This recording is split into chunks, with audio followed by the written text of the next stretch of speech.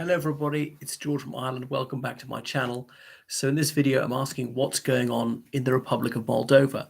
I say a republic because there's also the region of the adjacent country, Romania, and that region is called Moldova. So Moldova, in case you're geographically challenged, is sandwiched in between Ukraine and Romania. Those are its only two neighbors, and it has no littoral. So it's gone back and forth between the Russian Empire and Romania over history, but since 1991 has been independent. It declares its official languages to be Romanian and Russian. So they're more or less the same ethnicity as the Romanians. Most of those people, a lot of them are the significant minority of Russian, Ukrainian descent, Gagauz people, and so forth. They became independent in 1991. Their flag is largely the same as the Romanian flag, but with a special emblem in the central yellow bar. But in 1991, the very eastern edge of the country, Transnistria, as along the banks of the river Nistria, it broke away. There was a civil war. Russia fomented that. Russian troops still illegally occupying that area called Transnistria with their puppet administration. 1,500 so-called Russian peacekeepers. They're not peacekeepers at all. They're illegal occupiers. If they were peacekeepers, they would have been authorized by the United Nations, which they have not been. And Russia hasn't been able to withdraw them for 32 years because they couldn't take back their weapons. I mean, they've been able to take it from all over the world, but not from there for some reason. The big lie yet again. But Moldova, until the Ukraine war, was Europe's poorest country. Not meaning any disrespect, but that was just factual. But it's become strategically significant, this country of just 3 million people, because it is one of the few neighbors of Ukraine. And there are 1,500 Russian soldiers.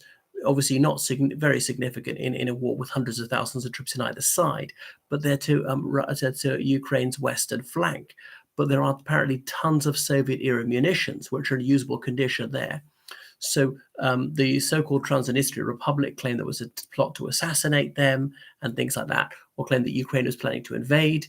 Now, and then in Moldova proper, controlled by the Moldovan government, there's a significant minority who are pro-Moscow. There's a guy called Ilan Shor, who leads his own political party called after himself, Shor, which is pro-Moscow against Maia Sandu. So she wants to lead the country into the European Union.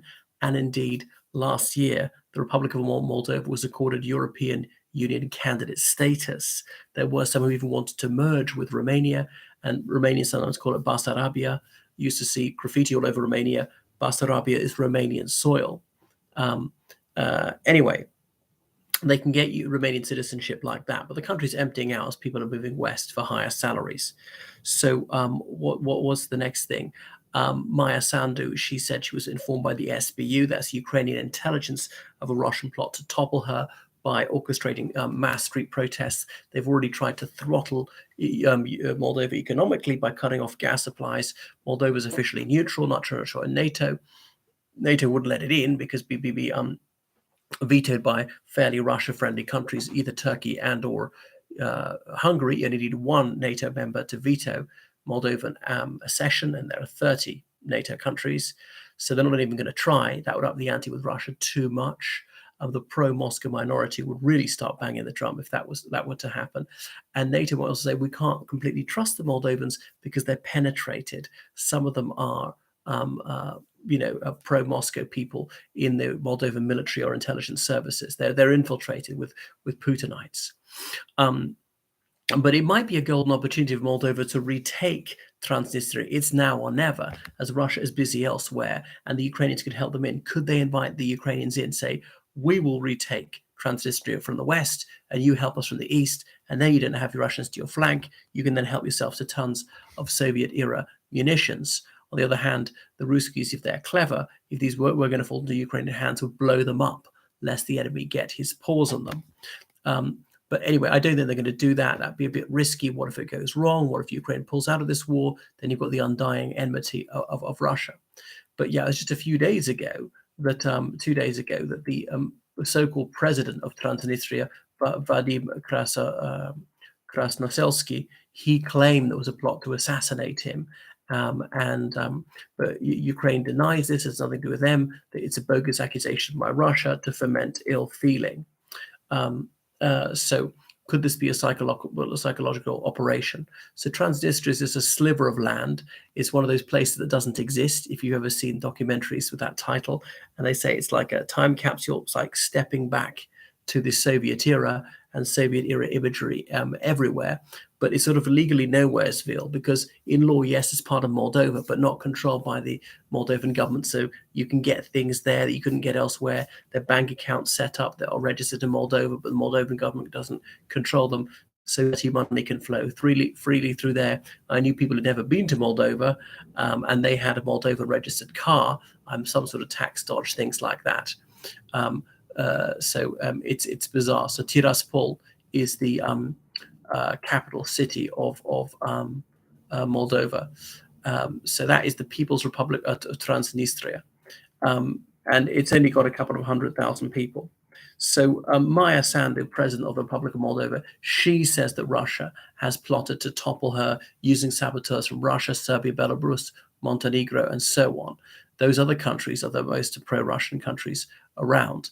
But anyway, the Kremlin has tried to intimidate the Moldovan government, saying that's not true. Now, why we wouldn't believe it, Russia has attempted putches in various countries in recent years, including Montenegro. So they've interfered in many other people's elections. They've murdered dissidents around the world. They've murdered British citizens in Britain, as recently as the Salisbury poisoning, and an awful lot of Russian millionaires who are not amenable to Putin's illegal war of unprovoked aggression have met very sudden and very violent deaths over the past year, falling off balconies, unexplained heart attacks, drowning in the swimming pool, things like that. So I don't know this accusation to be true, but I wouldn't find it remotely surprising. Now, Putin's riposte was to cancel the 2012 decree where he said that Russia recognizes Moldova's sovereignty. Well, it said it does not recognize Moldova's sovereignty because it's illegally occupying some of Moldova against the will of the Moldovan government.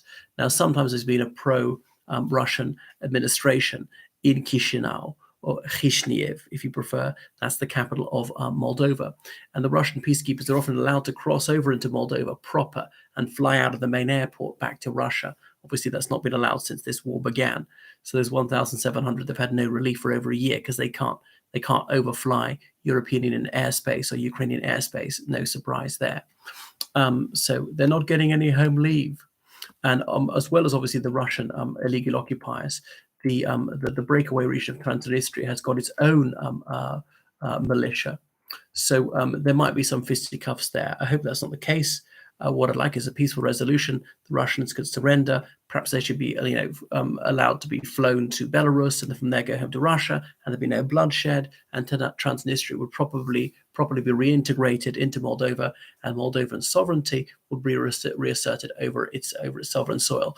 But it cannot be ruled out that there would be some fighting there, because the Ukrainians could heavily outnumber them and ideally induce the Russians to surrender without any blood being spilt. But the Moldovan army is pretty small, just a few thousand soldiers. That's why 1,700 face off against the Russians. They're not very confident they could do it without outside help, and no NATO countries are going to do it. The Ukrainians are fighting against Russia anyway. Why would they not do a bit more fighting? All right. Thank you so much for watching. Goodbye.